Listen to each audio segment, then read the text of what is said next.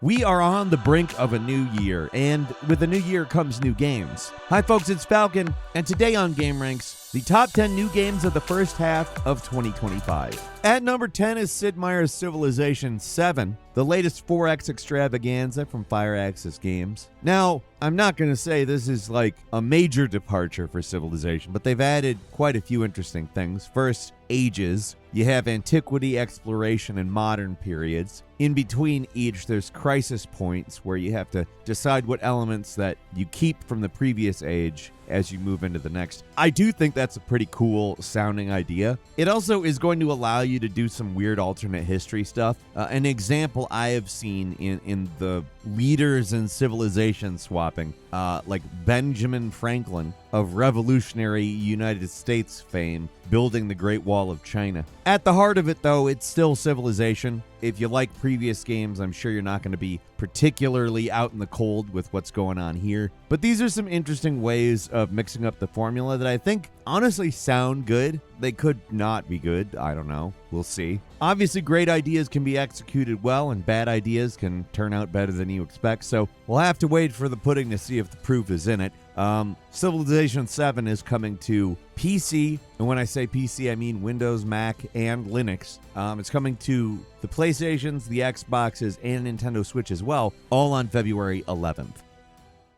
At number 9 is Assetto Corsa EVO. You might be aware of the beloved racing simulator. It's a franchise that's been going on a while. This is the open world one. The map they've created for this one is supposedly over 600 square miles. It takes place in Nürburgring. It's real world terrain, supposedly. I don't know if it's 600 square miles of Nürburgring that are specifically recreated or if it's areas that have been combined into a map. I don't know that. I do know that the developers have a proprietary engine that they have been working on. This game's going to have a day-night cycle, dynamic weather, and apparently advanced vehicle physics. Now, as you know, vehicle physics are kind of lackluster in racing games as a whole now, whether that's arcade or simulation. So I'm interested to see exactly what they mean by enhanced vehicle physics. This one's going to have VR support as well, which I think is a good thing. Assetto Corsa EVO is coming to PC via early access, at least at first. It is going to land on PS5 and Xbox Series later, but January 16th is where you're going to see it pop up on Steam for your purchase. And number 8 is the first Berserker, Khazan, a action RPG developed by Neopol, or Neopol. I don't know how to say it. I don't want to say nipple, though. They're not going to make me. It's published by Nexon, though. It's allegedly a hardcore action RPG, and it's set in the Dungeon Fighter Online universe. Dungeon Fighter Online has been going since 2005, although we in the West didn't get it till 2015, 10 years in. This is a single-player game. It is a prequel set 800 years before, what you can do in Dungeon Fighter Online now. And it's about the first Berserker, of course, Khazan. It's kind of a cool idea, and if it turns out to be, I would guess this will become a franchise pretty quickly on account. Dungeon Fighter Online's been going for nearly 20 years at this point, has a built-in audience, and a lot of those people also like single-player games, me in particular. I have played Dungeon Fighter Online. I don't ongoingly play Dungeon Fighter Online, but I'm familiar enough that this definitely piques my interest, and also the footage looks pretty sweet. The first Berserker Khazan is coming to PS5, Xbox Series, and PC on March 27th. However, if you want to play it earlier and without paying any money, a demo is coming out on January 16th, and all the save data is transferable to the full game. I love that companies are doing this, to be frank. It's something that gets me in the door immediately. I am supportive of it. Like, demo culture was basically gone for a very long time there, and it really provides a good way to get people into your game. The flip side is you have to prove it's a good game, but for consumers, that's obviously great. I'm pretty excited about this one. First Berserker Khazan looks pretty cool. Moving on to number 7, it's Killing Floor 3, the latest installment in the co-op first-person shooter series.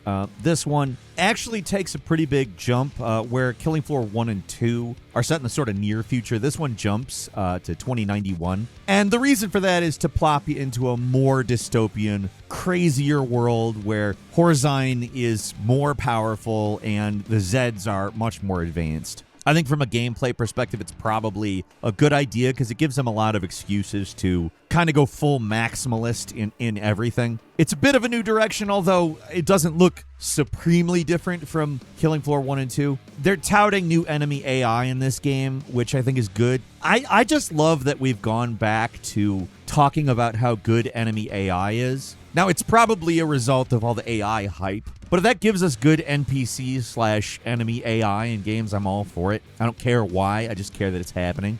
But here's some good news for everybody who's got buddies with different consoles or platforms. Killing Floor 3 is going to have 6-player co-op, and it's cross-play across all of the platforms it's on, so PS5, Xbox Series, and PC. It doesn't have an exact date, but Killing Floor 3 is going to land in March. I'm pretty excited for it. It looks great. Looks like a big upgrade, and who wouldn't want that?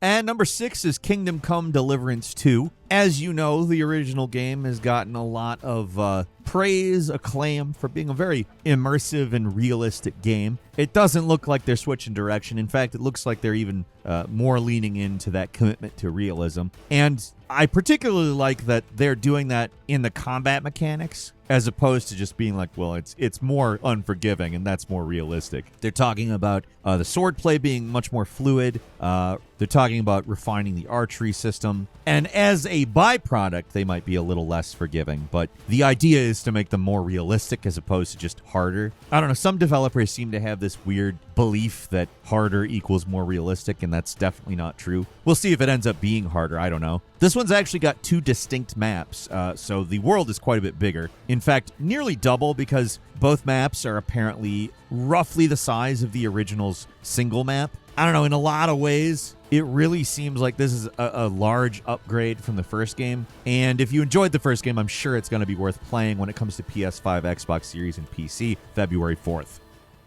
Moving on to number 5, it's Atomfall, a single-player survival action game by Rebellion Developments. This one's set in alternate history, 1960s Britain, where things went awry following the 1957 Windscale nuclear disaster. A real event, but also the point of divergence for the alternate history of the game. It's 5 years later, you're a lone survivor, and you're in a quarantine zone. That setup might give you Stalker vibes, but it's a little more oriented towards the sort of crafting and survival elements. It's not like a sandbox per se. It's a little more narrative driven, at least from the looks. I could be wrong. The combat looks fairly even-handed between melee and ranged, and looks nothing like Stalker. Like I said, the setup's kind of similar sounding, except for in Britain. But the game doesn't look particularly similar. Atomfall is going to land on the PlayStations, the Xboxes, PC, and Xbox Game Pass on March 27th. Moving on to number 4, it's Assassin's Creed Shadows, the 14th major installment of the, storied series. Let's be clear, there are some that are better than others. This game is stirring up a little bit of controversy, but if you look into what they're actually trying to do with it, I'm interested in the outcome more than the speculation. Obviously, it could be a big heaping pile of dog shit. We don't know. But Ubisoft has been saying they're leaning towards the more traditional Assassin's Creed style gameplay, which is kind of what I want to see in Assassin's Creed at this point. I like the open world stuff. I made it clear that I think both of the types of Assassin's Creed games are good. I like the old school kind just a little better, but I'm also kind of hesitant to lose the open world stuff completely. And this seems like it's very in line with what I want from an Assassin's Creed. I mean, Ubisoft has kind of painted it like a bridge between old school and new school, leaning a little bit closer to old school. I think Mirage is probably a pretty good precursor as to what exactly they're doing here. You got more stealth, more assassination, more parkour focus. They're saying that the story missions are going to be a little more linear and focused, while at the same time putting you on a pretty big map. You got Kyoto, Osaka, Iga. You got lots going on. Like I said, they've been describing it basically as what I want from Assassin's Creed at this point. So despite whatever arguments people are having about it, it has the potential to be a good game. Now, again, I will say that doesn't mean it's going to be a good game. However, I have some hopes for it, and I will definitely be playing it. Assassin's Creed Shadows is coming out February 14th, Valentine's Day. It's going to be coming to PS5, Xbox, PC, and iPad, like I said, on Valentine's Day. So happy Valentine's! And number 3 is Avowed, a first-person RPG coming to us from Obsidian, taking place in the Pillars of Eternity universe. I'll go ahead and say this. I'm just basically completely excited at the prospect of the people who were in charge of New Vegas making a game that looks somewhat like Skyrim. Not necessarily entirely, obviously. There's a lot of specifics to Pillars of Eternity that I'm sure will set it apart. And it's also not just a full-on open-world game. I think it's more of an open zone game. I don't know how, but Sonic Frontiers actually managed to make it so people say open zone. But I guess it's actually a decent description of what it is. They're not levels, but it's not an open world. An open level doesn't sound right. Level implies a certain amount of linearity, so I don't know why I'm getting hung up on this. Avowed looks great. It's Obsidian doing this type of a game. There's factional stuff that we know is going on, and allegedly you're going to have the same kinds of meaningful choices that you might expect from New Vegas. And again, if you like Skyrim, look at the game. There are things here that will appeal to you. This is a game that I'm pretty excited for, although I'll say it's very easy for me to get confused with certain other games that kind of have this aesthetic, and they all didn't do that great. So I'm really going to be trying to wipe the slate clean as I go into Avowed, because it's done by people who have made this type of game very well in the past, as opposed to a lot of the other games that have kind of looked like this, but they're really just somebody trying to make a game that either cashes in on the aesthetic or ideas of Skyrim. This goes way further than that. Avowed's coming February 18th to Xbox Series and PC, along with day one access on Game Pass. Definitely a must-play for me.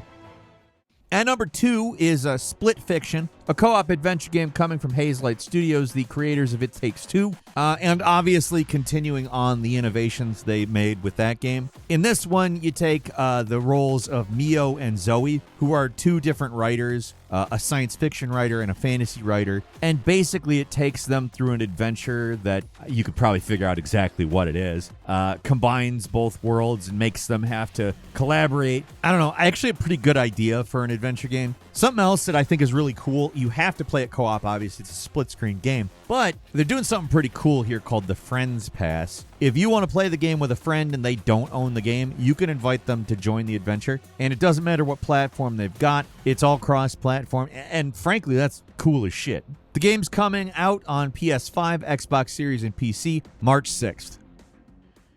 And finally, at number 1 is Monster Hunter Wilds. I mean, this is going to be a big one. It's kind of hard to avoid Monster Hunter. Now, this is a game that's not necessarily known for its story. It's more known for its gameplay, and it looks like they're advancing a lot of it. I'm very happy with the direction they're taking because Monster Hunter World is this big, sprawling thing. It does a great job at everything that it does. And then they released Monster Hunter Rise a little bit later for Switch and then ported it to PC. And it has a slightly more vertical approach. And it looks like they're taking the sort of Monster Hunter World base and moving it in the Rise direction. That, to me, automatically gets me in the door because I really enjoyed Monster Hunter Rise. Specifically Rise. It's not that I didn't enjoy World. I actually love the hell out of World. But it's pretty old at this point. And Monster Hunter Rise, to be frank, looks like it's older than Monster Hunter World because it was designed firstly for Switch. Wilds just looks like a worldified Rise, if that makes sense. I don't know. I don't know if I'm saying smart things here or not. We got cross-platform 4-player cooperative multiplayer, so I mean, this is going to be a fun one for you and your buddies. And it will be landing on PS5, Xbox Series, and PC February 28th. I do have a quick bonus game for you.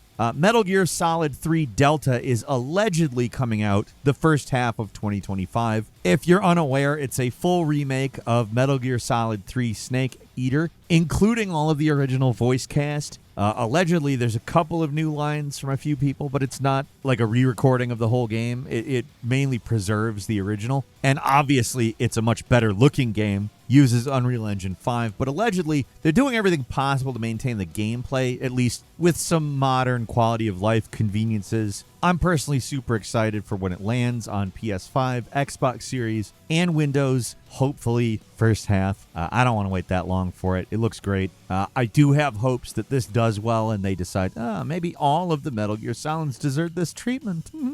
Hell, contract Kojima Productions to finish up Metal Gear Solid 5 when you redo that one too, maybe. Yeah? Get David Hayter as the voice again, you know, that type of thing. Anything is possible when it could provably make a lot of money, right? Anyway, that's all I've got for you today. Leave us a comment. Let us know what you think. If you like this video, click like. If you're not subscribed, now's a great time to do so. We upload brand new videos every day of the week. Best way to see them first is, of course, a subscription, so click subscribe. Don't forget to enable notifications, and as always, we thank you very much for watching this video. I'm Falcon. You can follow me on Twitter and book me on Cameo at Falcon the Hero. I'll see you next time right here on gameranx.